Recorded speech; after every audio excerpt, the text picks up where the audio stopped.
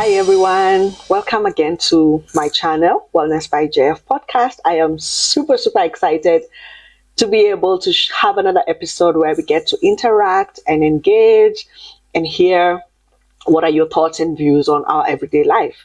And so I know last week we spoke about house helps and how there are necessary evil, for lack of a better word, and what we can do to ensure that it doesn't go left for us.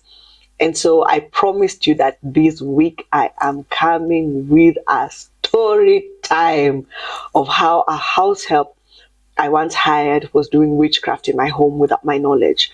And so before we continue, go on ahead, grab your cup of chai, water, juice, your beverage of choice, and join me on this wonderful Wednesday as we speak about house helps, witchcraft, and how it can affect our marriages.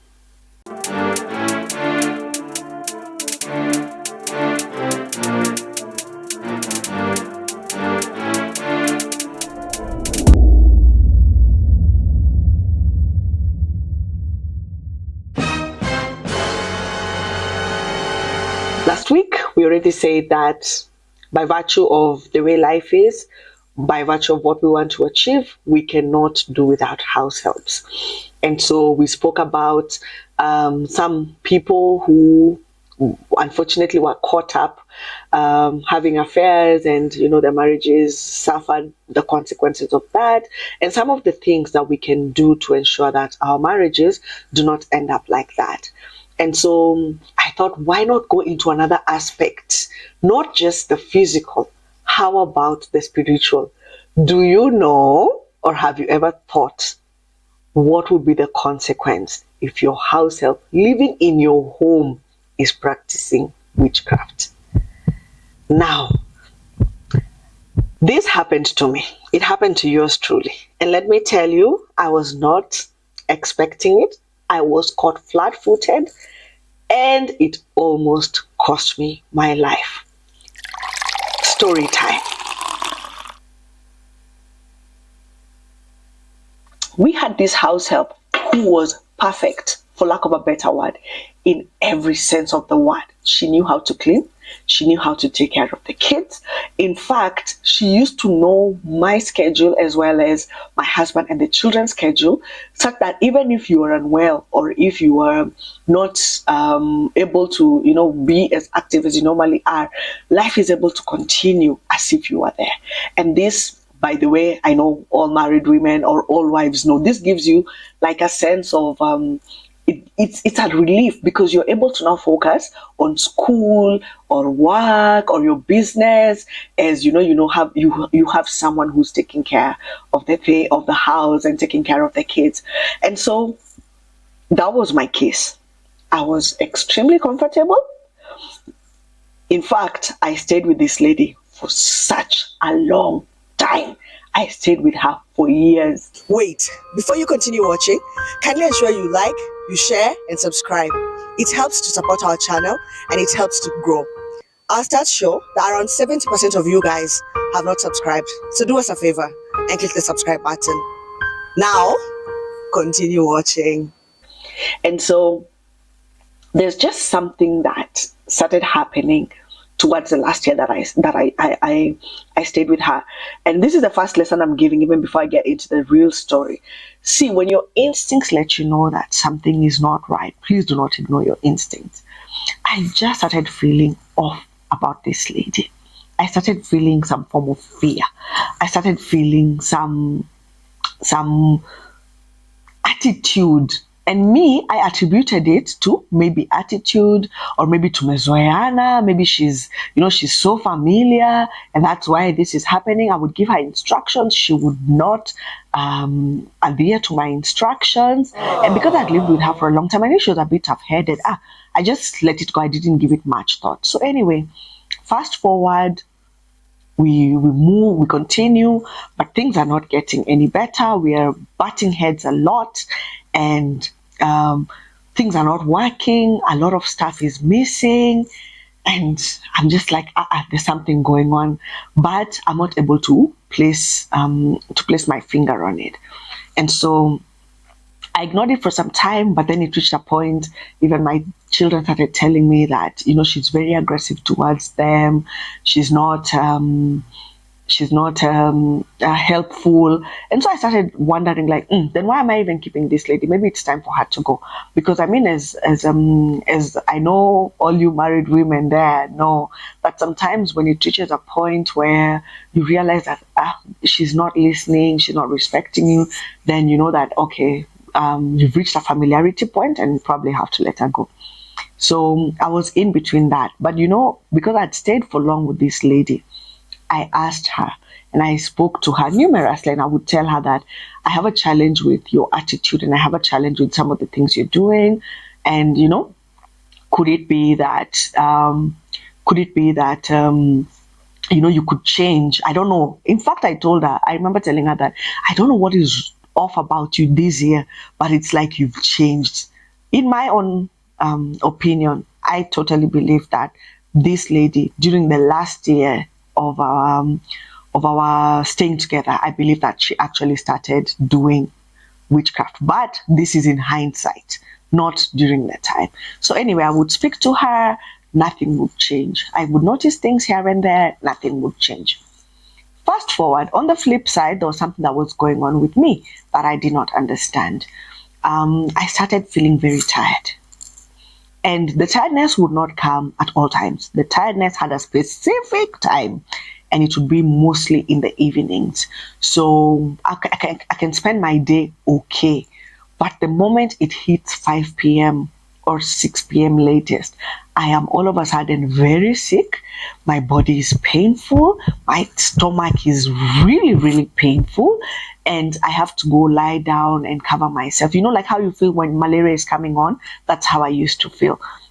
And I would just take Panadol and, stay in bed, because I had had a surgery in 2020.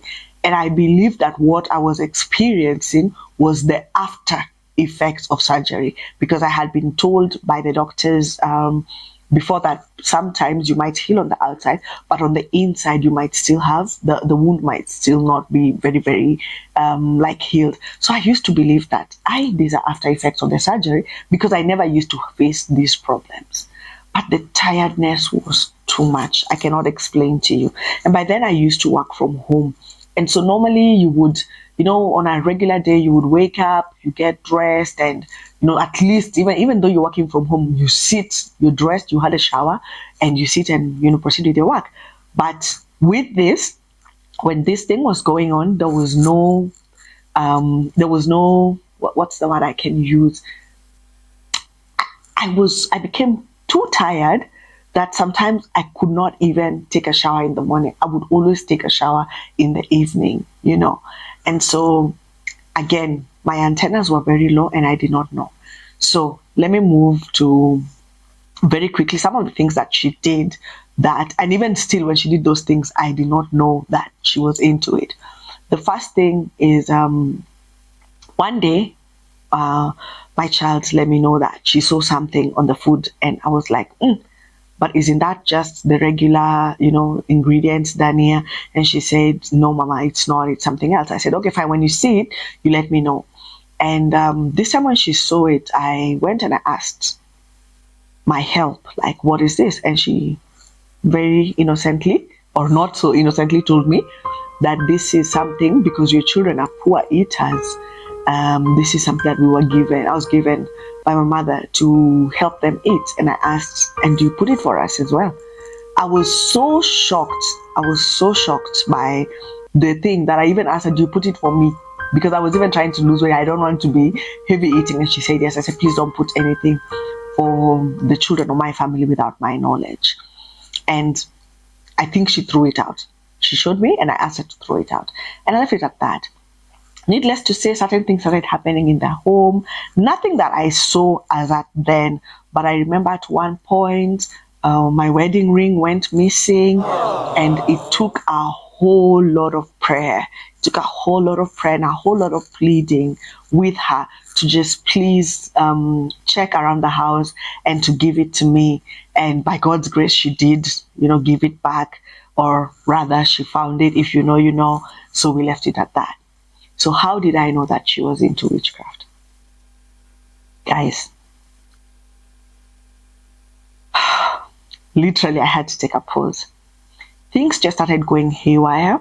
Like I said, I was extremely tired, I was extremely sick. And by then, the sickness would last like from the evening. But when I sleep and I wake up in the morning, I'm okay. And then in the evening, it starts again. And so, needless to say, I was just praying, but nothing much was happening. And then, when, because of some, how can I put it? Because we couldn't agree on some things, I actually let her go. And when I let her go, I started noticing a few things here and there. And about a year or so later, after she left, actually, when we were in church in a prayer meeting, it was now confirmed to me that she was doing witchcraft. I did not catch her. I did not see anything that she had, but later in a prayer meeting, it was confirmed that my house help was actually doing witchcraft. And it's now then that I started thinking in hindsight some of the things that would happen in the house that were not okay. But I don't know, there was a manipulation or what was going on that I was not able to action it at that time. And because I had stayed with her for so long, I trusted her. This made me realize one thing. We have to be careful the people that we open our doors to. You look at somebody, you talk to them, you vet them on a physical perspective. And I even at some point used to go to church with this lady, and sometimes, of course, when they're going on their offs, you do not know. But some of them are driven, I can say, or we do not know their background, so to speak. So you might actually hire a witch without you knowing, or you might actually hire somebody who's into witchcraft or occult without you knowing. And some of the things that can help you, number one, please take ownership of your home.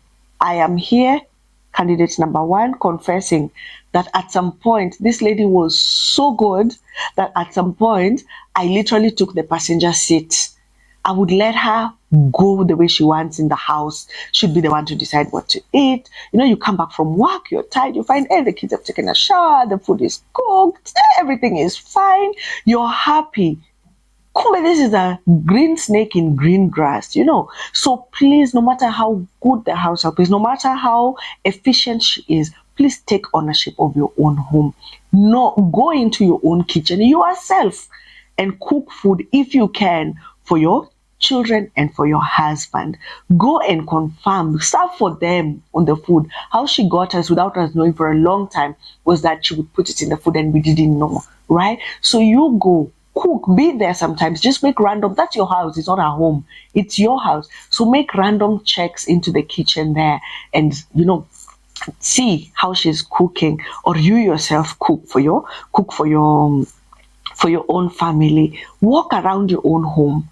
Even if they live in the SQ is still yours. If they live in another bedroom, that bedroom is still yours. Make random walks, Uko.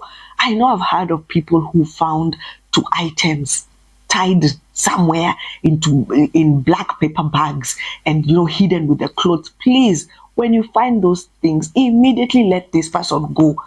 Because at this point, it is either your life or their life. And one thing that really, really, really has helped, and I encourage all married women, all mothers to do this, so long as you have a third party who is not your blood necessarily living with you. Guys, be prayerful. Aki, just be prayerful. I want you to know, I don't know about you, but for me, the prayers of my mother, the prayers of my father is what has pushed me to a certain level. But once you get into marriage, once you become a mother, it is now your own prayers. It's like you take the baton from your parents, and now it is your prayers now that is going to make your marriage stand, that is going to make your relationship successful, that is going to make your children successful. We have to stand in that place of prayer. Pray. The Bible says, pray without ceasing. I feel like I've become a preacher right about now. But pray for your home. God is faithful, and God is going to reveal to you what is going on under your own roof. There is no difficult enemy than an enemy who is within your own household, because they are camouflaged. And so let us learn to pray. And once we pray, you're able to secure your own home.